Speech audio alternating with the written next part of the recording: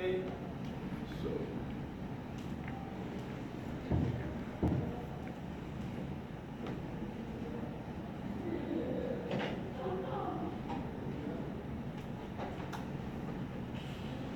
there's some error there. See what the error says.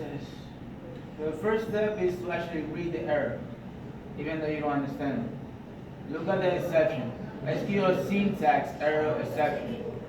That means there is a syntax not in Java, but in the SQL. And we say it's telling you that password is an invalid identifier. So where do we reference password? Password. The login. So let's go to the login, the user servlet, let's see. So this password is coming from the phone, it's not talking to the database. So I know that that is not a SQL syntax error.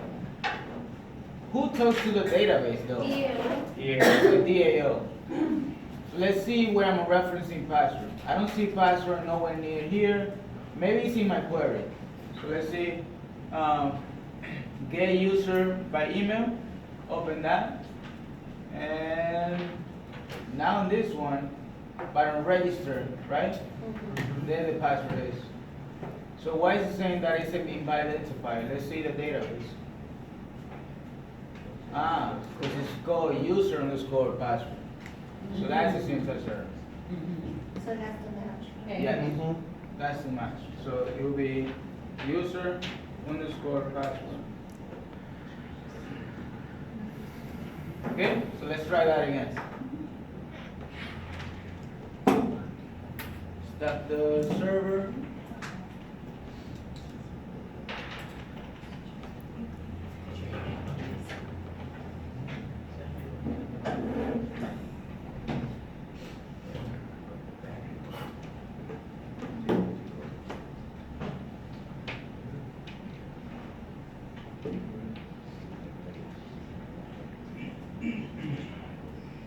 Let's go to registration.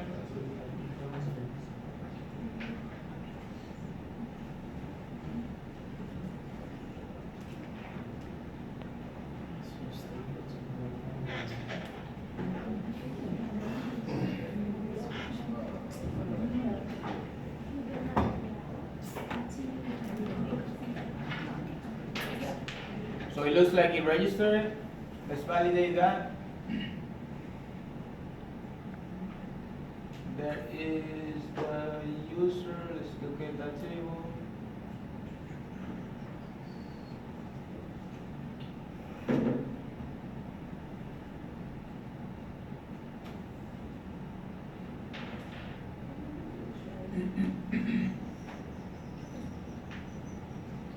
That's the user table. So there you go. That's the record that I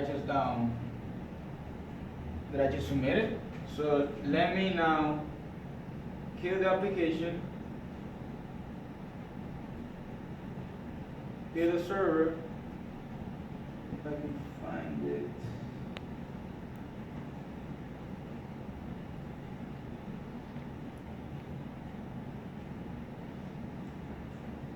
Server goes down here. Stop the server. So now let's try logging in. So I should be able to log in with these credentials right here.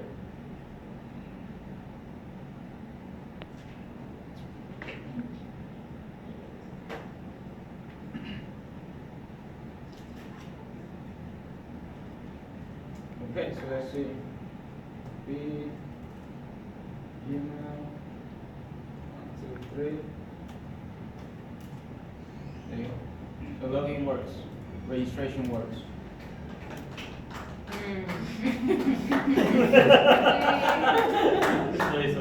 Okay, so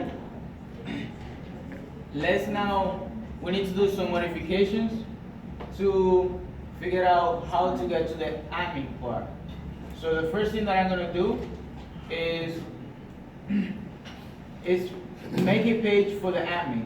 So this is gonna be admin page.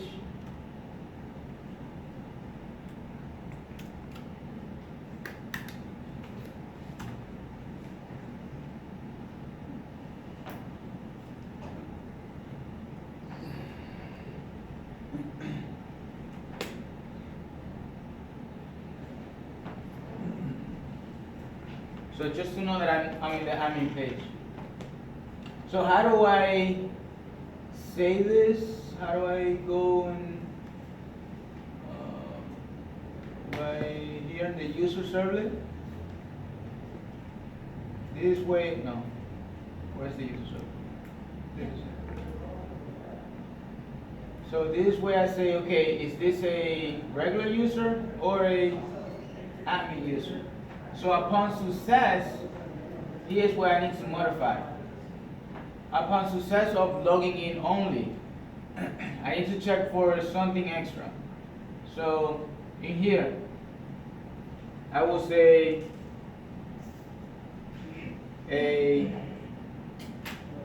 another else if, another else if before the else.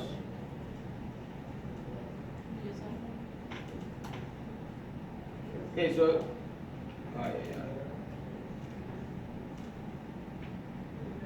the first else if, this one, is gonna read if password is correct and you that get user role that equals to 1. If that equals, that equals to 0. That equals to 0, then I'm gonna go to the get started page. However, if that equals to 1 and the password is correct, then I'm gonna redirect to something else completely.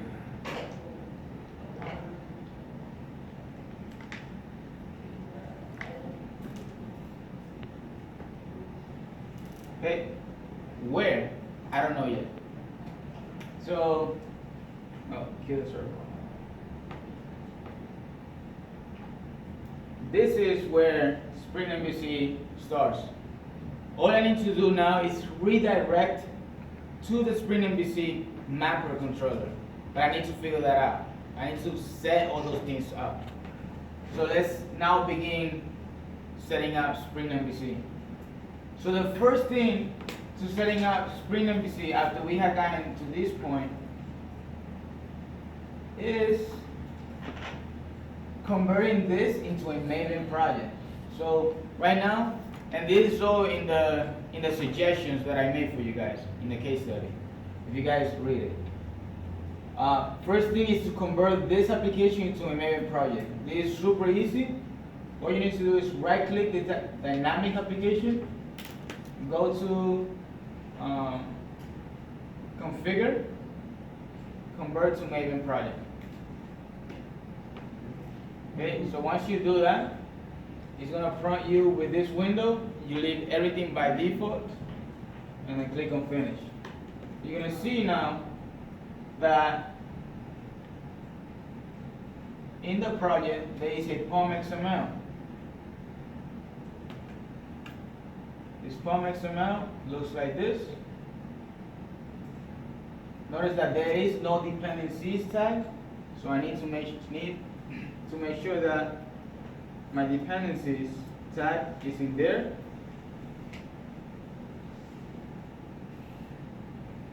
And I'm gonna give you all the dependencies you need. So all the dependencies that we need is, and we'll give you something extra. Where is it?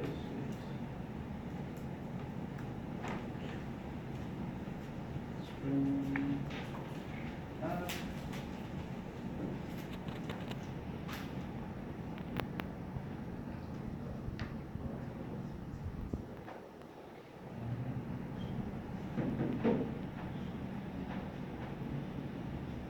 So I'm gonna actually erase the dependency because I copied the dependencies tag already.